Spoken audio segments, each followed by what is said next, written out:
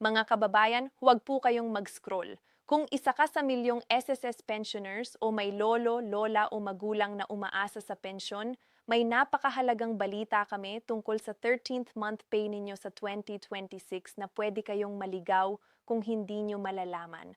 Maraming pensioner ang nagulat nung nalaman nila na iba na ang schedule ng kanilang 13th month pay.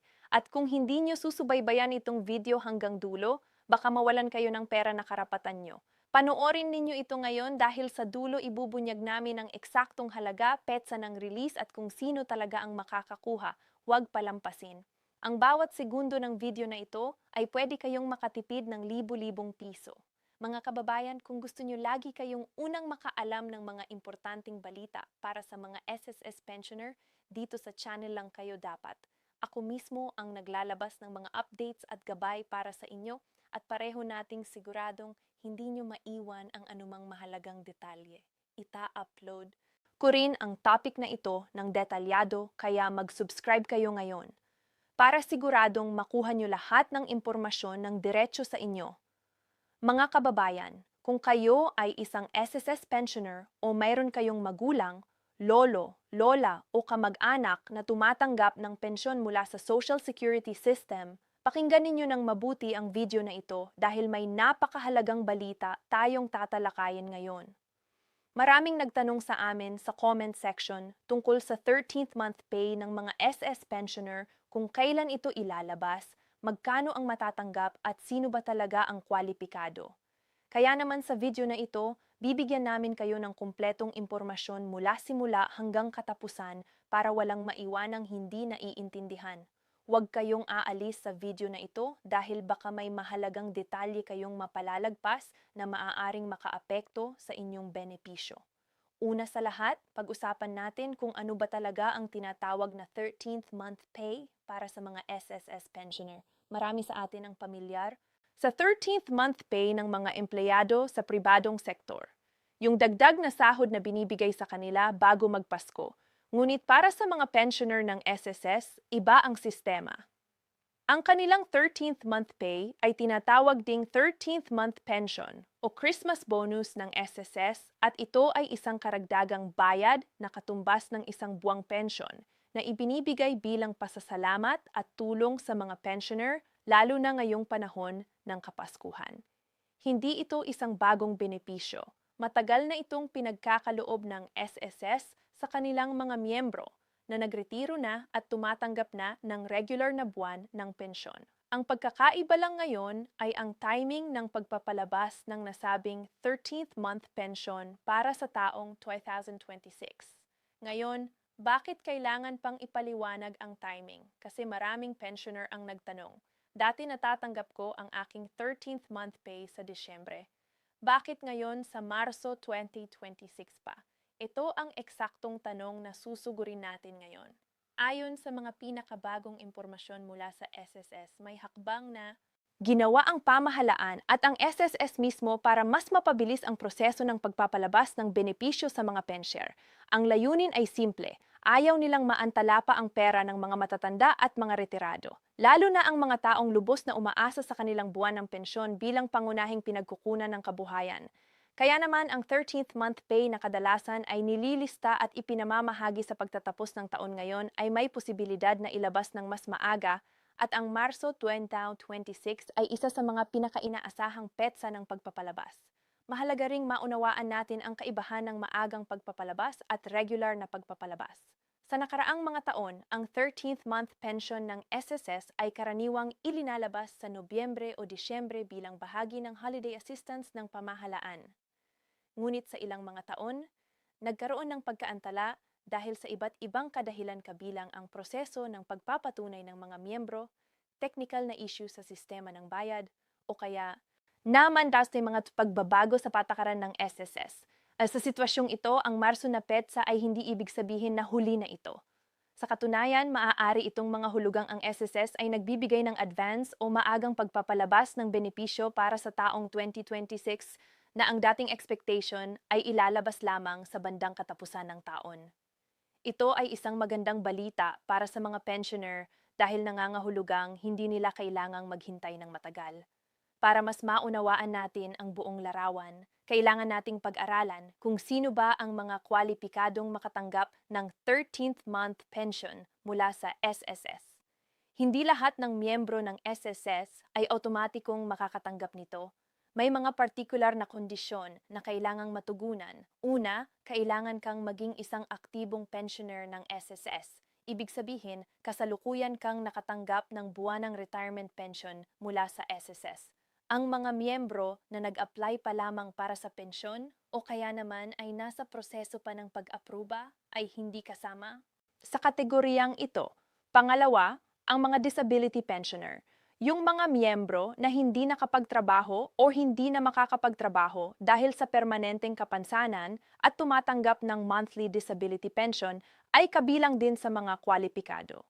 Pangatlo, ang mga survivorship pensioner, yung mga balo, anak o dependent na miyembro ng isang namatay na SSS member at kasalukuyang tumatanggap ng survivor's pension ay may karapatang matanggap ang 13th month benefit na ito. Ngayon, pag-usapan naman natin ang pinakainaabangan ng lahat. Magkano ba ang matatanggap? Ang simpleng sagot ay katumbas ito ng inyong isang buwang pensyon. Kaya kung ang inyong buwanang pensyon ay PH 5,000, ang inyong 13th month pay ay PH 5,000 din rin. Kung ang inyong buwanang pensyon ay 10,000, ganun din ang inyong 13th month. Ito ang pangunahing formula na ginagamit ng SSS sa pagkukwenta ng 13th month pension. Hindi ito isang flat rate o pantay-pantay na halaga para sa lahat. Nakasalalay ito sa inyong individual na monthly pension amount na naman ay nakabatay sa inyong mga kontribusyon sa SSS noong nag-aaktibo ka pa bilang miyembro. Kaya naman ang mga miyembro na mas maraming naiambag sa SSS at mas matagal na nagbayad ng contributions ay karaniwang may mas mataas na buwan ng pensyon at sa makatuwid ay mas malaki rin ang kanilang 13th month pay. Ngayon ay pag-aralan natin ang kasaysayan ng 13th month benefit ng SSS para mas maunawaan natin kung paano ito nagbago sa paglipas ng panahon. Noong mga nakalipas na dekada ang mga benepisyo ng SSS ay hindi gaanong komplikado. Isang tuwid na buwanang pensyon lamang ang binibigay sa mga retirado. Ngunit sa paglipas ng panahon habang lumalaki ang SSS at habang tumataas ang bilang ng mga miyembro at pensioner, nagdagdag ang pamahalaan ng iba't ibang uri ng benepisyo para mas mapalakas ang suporta sa mga retirado. Ang 13th month pension ay isa sa mga pinakamahalagang dagdag na benepisyo na ito. Sa ilalim ng Republic Act of 999 o ang Social Security Act of 2018, pinalakasan at pinalawig ang mga benepisyo ng SSS para sa mga miyembro. Kasama sa mga pagbabagong ito ang mas mataas na pension amounts at mas malinaw na mga patakaran tungkol sa iba't ibang uri ng benepisyo. Napansin din ng maraming pensioner na sa ilang taon may karagdag ang tulong mula sa pamahalaan na ibinibigay kasabay ng 13th month pension. Halimbawa, sa ilang pagkakataon, nagbibigay din ang DSWD o ang pamahalaan ng ayuda o financial assistance sa mga senior citizen na pensioner bilang karagdagang suporta.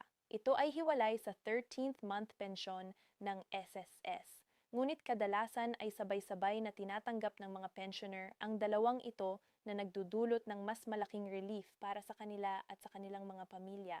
Ngunit para sa video na ito, ang ating focus ay ang 13th month pension ng SSS specifically para hindi tayo malito.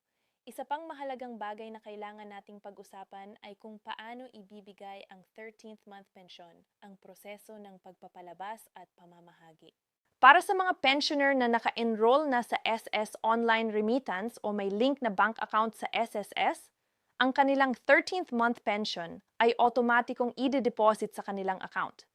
Hindi na kailangan pang pumunta sa SSS branch o mag-apply para dito. Ito ay auto-credited. Ibig sabihin, dumidiretso na ito sa inyong account nang walang karagdagang hakbang mula sa inyo. Ito ay isa sa mga pinakamaginhawang aspeto ng modernisasyon ng SSS. Ang sistema nila ngayon ay mas digital at mas mabilis kaysa dati. Para naman sa mga pensioner na hindi pa nakalink ang kanilang bank account sa SS, o kaya naman ay gumagamit pa rin ng UMID card para sa kanilang pensyon, ang proseso ay bahagyang naiiba. Maaaring kailanganin nilang pumunta sa kanilang authorized bank or remittance center para makuha ang kanilang 13th month pension. Mahalaga rin na matiyak na ang inyong contact information sa SSS, numero ng telepono, email address at home address ay updated at wasto para matanggap ninyo ang mga abiso at notifikasyon mula sa SSS tungkol sa inyong mga benepisyo. Kasama na ang 13th month pension. Ngayon, para sa mga pensioner na gumagamit ng SSS mobile app o may SSS account online, mayroong maginhawang paraan para matrack ang inyong pension disbursement. Sa pamamagitan ng app website, makikita ninyo ang kasaysayan ng inyong mga natatanggap, kung kailan nag-recredit ang inyong buwanang pensyon, at kung mayroon ng impormasyon tungkol sa 13th month pension payout. Lubos na inirerekomenda ng SSS na mag-register ang lahat ng kanilang pensioner sa online na sistema para mas madaling ma-access ang kanilang account information at ma-update ang kanilang personal na datos. Mahalaga ring pag-usapan ang tungkol sa mga pensioner na nasa probinsya o sa mga lugar na malayo sa mga SSS branches. Para sa kanila, maaaring mas mainam na gumamit ng remittance services o mga rural banks na may kasunduan sa SSS. Para sa pamamahagi ng pension payments, ang SS ay may malawak na network ng partner, banks at financial institutions sa buong Pilipinas. Kasama na ang Land Bank, DBP, BDO, BPI at marami pang iba. Pati na rin ang mga money remittance centers tulad ng M. Lilier at Cebuana Lilier sa mga lugar na hindi accessible ang mga malalaking bangko. Ang layunin ng SSS ay tiyaking maaabot ang benepisyo ng bawat pensioner kahit saan sila naroroon sa bansa. Pag-aralan din natin ang ilang karaniwang tanong at maling akala tungkol sa 13th month pension ng SSS. Una, maraming pensioner ang nagtatanong, kailangan ba akong mag-apply para sa 13th month pension? Ang sagot ay hindi. Hindi na kailangan ng hiwalay na application. Kung isa kang aktibong pensioner ng SSS at nakakatanggap ng regular na buwan ng pensyon, automatiko kang kabilang sa listahan ng mga makakatanggap ng 13th month benefit. Ito ang isa sa mga pinakamagandang aspeto ng benepisyong ito. Automatic at walang karagdagang paperwork. Pangalawa, may mga nagtatanong, apektado ba ang aking 13th month pension kung nagsimula pa? Lamang akong makatanggap ng pensyon ngayong taon? Ang sagot dito ay depende sa patakaran ng SSS sa partikular na taon. Sa ilang kaso, ang mga bagong pensioner na nagsimula makatanggap ng pensyon sa loob ng taon ay maaaring makatanggap ng prorated na 13th month benefit. Ibig sabihin, ang halaga ay proporsyonal sa bilang ng mga buwang natanggap nila ang pensyon sa taong iyon. Sa ibang kaso naman, ang SSS ay nagbibigay ng buong 13th month benefit kahit sa mga bagong pensioner. Para sa eksaktong impormasyon tungkol dito, pinakamainam na direktang makipag-ugnayan sa SSS o bisitahin ang kanilang opisyal na website. Pangatlo, may mga pensioner na nagtatanong, kung namatay ang aking asawa na pensioner bago mailabas ang 13th month pension, makukuha pa ba ito ng pamilya? Ito ay isang sensitibong tanong, ngunit mahalaga sa pangkalahatan. Ang mga benepisyo na dapat sana ay natanggap ng pensioner, ngunit hindi natanggap dahil sa kaniyang pagpanaw, ay maaaring maklaim ng mga designated na beneficiary o tagapagmana ng pensioner, ngunit may proseso na kailangang sundin para maklaim ito. Kailangan ng mga dokumento tulad ng death certificate, proof of relationship at iba pang papeles na hihilingin ng SSS. Para sa ganito pang uri ng sitwasyon, pinakamabuting personal na makipagkita sa SSS para sa tamang gabay. Ngayon, pag-usapan naman natin ang isang paksang mahalagang maunawaan ng mga pensioner at ng kanilang mga pamilya. Ang kaibahan ng SSS 13th month pension at ng GSI 13th month pension. Maraming tao ang nalilito sa dalawa dahil magkapareho ang pangalan ngunit magkaibang institusyon ang nangangasiwa sa kanila. Ang SSS or Social Security System ay para sa mga manggagawa sa pribadong sektor. Yung mga empleyado ng mga pribadong kumpanya, mga self-employed na individual, kasambahay at iba pa. Ang GSIS naman or Government Service Insurance System ay para sa mga empleyado ng pamahalaan, mga government workers tulad ng mga teacher, pulis, sundalo at iba pang government employees. Kaya kung ang inyong pensyon ay galing sa SSS, ang 13th month pension na tinalakay natin sa video na ito ang para sa inyo. Kung galing naman ito sa GSIS, Magkaibang patakaran at proseso ang susundin at mas mainam na direkta kayong makipag-ugnayan sa GSES para sa tamang impormasyon. Isang bagay pa na gusto naming bigyang diin ay ang kahalagahan ng pagpapanatili ng inyong SSS records na tama at updated. Maraming pensioner ang nakaranas ng abala at pagkaantala sa pagtanggap ng kanilang mga benepisyo dahil sa hindi tama o lumang impormasyon sa kanilang SSS records. Halimbawa, kung nagbago ang inyong bank account, lumipat kayo ng tirahan, kailangan ninyong agad na i-update ang inyong impormasyon sa SSS para hindi malagyan ng problema ang pagpapadala ng inyong pensyon. Ang SSS ay may online portal at mobile app kung saan maaari ninyong i-update ang inyong personal na impormasyon nang hindi na kailangang pumunta sa opisina. Ito ay napaka-convenient lalo na para sa mga matatanda na mahirap maglakad o maglakbay. Para sa mga nagtatanong kung paano mag-enroll sa online na serbisyo ng SSS, simple lang ang proseso. Una, kailangan ninyo ng inyong SSS number at isang aktibong email address. Pumunta sa opisyal na website ng SSS na nasa dod.gov.ph. Hanapin ang link para sa MySS member registration. Sundin ang mga hakbang sa registration at pagkatapos ay meron na kayong access sa inyong account. Sa pamamagitan nito, makikita ninyo ang inyong contribution history, loan records, benefit records at iba pang mahahalagang impormasyon tungkol sa inyong SSS account. Para sa mga hindi sanay sa teknolohiya, maaari ninyong hilingin sa inyong mga anak o apo na tulungan kayo sa prosesong ito o kaya ay pumunta sa pinakamalapit na SSS branch at humingi ng tulong mula sa kanilang mga staff. Isa sa mga bagay na maaaring magpabilis sa pagpapalabas ng 13th month pension ay ang pagiging handa ng SSS sa kanilang sistema. Sa nakaraang mga taon, namuhuna ng SSS sa modernisasyon ng kanilang teknolohiya at proseso para mas mabilis at mas mahusay na mapangasiwa ang milyon-milyong transaksyon ng kanilang mga miyembro at pensioner. Ang resulta nito ay mas mabilis na pagpapadala ng mga benepisyo, mas mabilis na processing ng mga claims at mas maginhawang serbisyo para sa lahat. Kaya naman kapag sinabi nating ang 13th month pension para sa 2026 ay ilalabas ng mas maaga, ito ay resulta ng parehong pagpapabuti ng patakaran ng SSS at ng kanilang teknolohiya.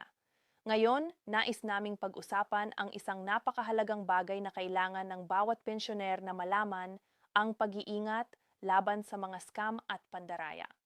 Sa tuwing may balita tungkol sa pagpapalabas ng malalaking benepisyo tulad ng 13th month pension, lagi ring may mga masasamang tao na nagtatangkang samantalahin ang mga pensioner. Huwag kayong magtiwala sa sinumang taong lumapit sa inyo, maging sa personal, sa telepono o sa social media at nag-aalok na tulungan kayong makuha ang inyong 13th month pension, kapalit ng bayad o ng inyong personal na impormasyon. Ang lehitimong proseso ng SSS ay libre at hindi nangangailangan ng bayad para makuha ang inyong benepisyo. Huwag ding ibahagi ang inyong SSS number, password, OTP, one-time password o anumang personal na impormasyon sa sinuman na hindi kayo siguradong kinatawan ng SSS. Kung may nag-uulat sa inyo na kailangan ninyo ng medyasyon o tulong para makuha ang inyong pensyon kapalit ng komisyon, ito ay siguradong scam. Mas mainam na direkta kayong makipag-ugnayan sa SSS sa kanilang hotline o pumunta sa pinakamalapit na SSS branch. Bukod pa rito, nais naming paalahanan ang lahat ng pensioner na ang opisyal na SSS hotline ay 1455 para sa Metro Manila at mayroon din silang mga regional offices sa buong bansa. Ang kanilang opisyal na website ay www.ss.gov.p at ang kanilang mga opisyal na social media accounts ay nakalista sa website na iyon. Anumang impormasyon na hindi nagmumula sa mga opisyal na channel na ito ay dapat suriin muna bago paniwalaan. Sa panahon ng social media, napakadali ng pagkalat ng maling impormasyon at dapat tayong maging maingat sa pagbabasa at pagbabahagi ng mga balita tungkol sa SSS benefits. Gusto rin naming pag-usapan ang kalagayan ng mga OFW pensioner, yung mga miyembro ng SSS na nagtatrabaho o tumira na sa ibang bansa ngunit nagpapatuloy pa ring makatanggap ng kanilang SSS pensyon. Para sa kanila, ang proseso ay bahagyang naiiba dahil ang kanilang pensyon ay karaniwang ipinapadala sa kanilang nakatalagang bank account sa Pilipinas o kaya naman ay may arrangement para matanggap ito sa ibang bansa sa pamamagitan ng partner banks at remittance centers ng SS. Ang 13th month pension nila ay dapat ding automatikong mailabas kasabay ng iba pang pensioner, ngunit mahalagang tiyakin nila na ang kanilang SSS records ay naglalaman ng tamang bank account or remittance details para hindi malagyan ng abala ang pagtanggap ng kanilang benepisyo. Para sa mga pamilya ng mga pensioner, partikular na sa mga anak o kamag-anak na tumutulong sa kanilang matatanda, nais naming ibahagi ang ilang praktikal na payo.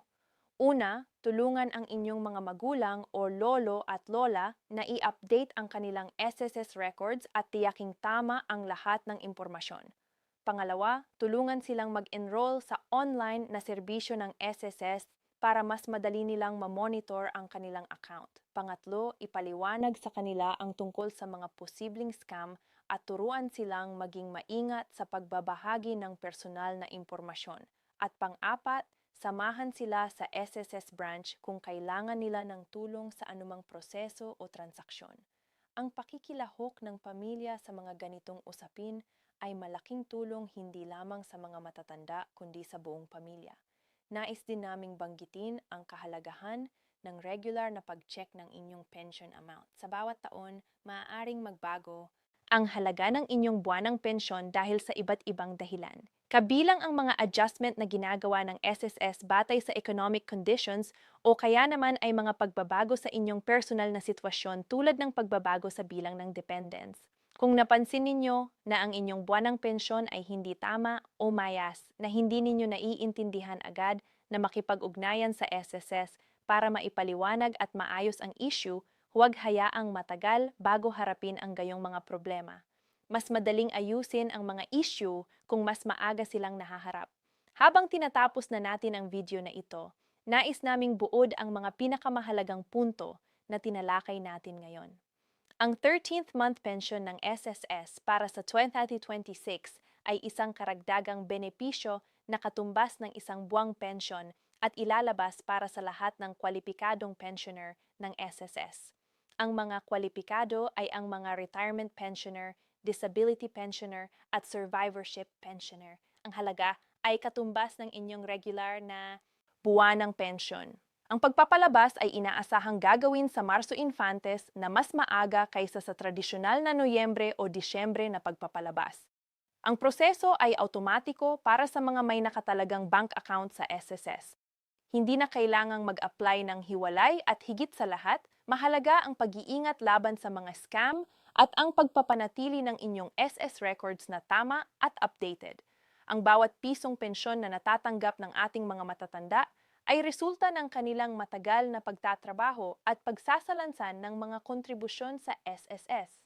Ito ang kanilang naipon mula pa sa kanilang mga taon ng pagiging aktibong manggagawa at nararapat lamang na matanggap nila ito ng buo at nasa tamang oras.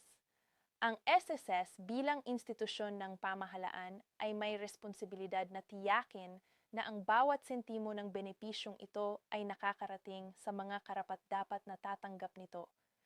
At tayo bilang mga miyembro ng pamilya at komunidad ng mga pensioner ay may papel ding gawin para tiyaking naiintindihan ng ating mga mahal sa buhay ang kanilang mga karapatan at benepisyo.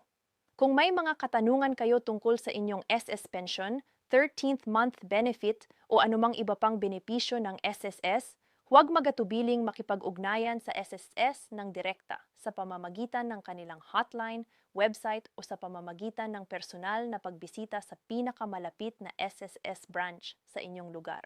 Ang impormasyon ay kapangyarihan at mas alam ninyo ang inyong mga karapatan, mas mahusay kayong makakakuha ng mga benepisyong karapat-dapat sa inyo.